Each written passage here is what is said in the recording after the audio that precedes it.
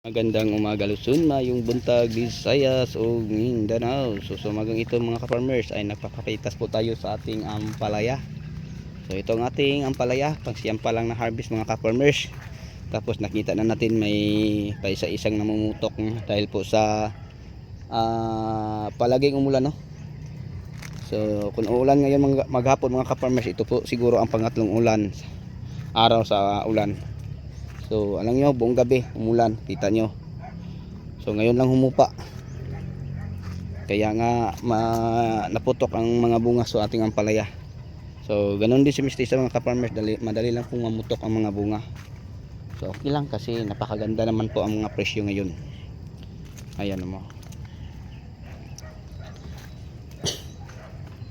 yan po sila nag-harvest.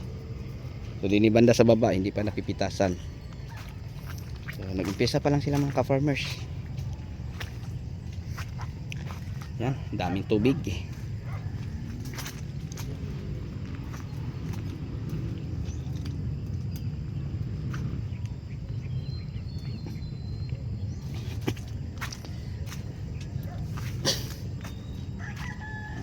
Ayan. Ito ang ating Galaxy Max F1 kasi ang ating tanim din ng ampalaya, Galaxy Max F1 at saka Mistisa. So din Galaxy Max F1. Yan.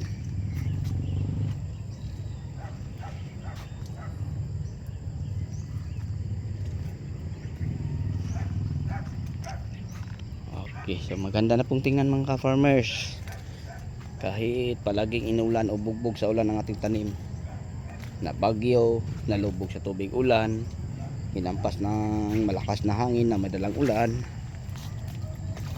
So okay lang mga ka-farmers, laban lang po tayo at kumapit lang po tayo ng ating fungay kapal, wag BBTU. Yan lang, no? So yung mga nagkalat, ito po ay mga creeks, tapos ang iba may laman ng mga harvest at timba wala pa.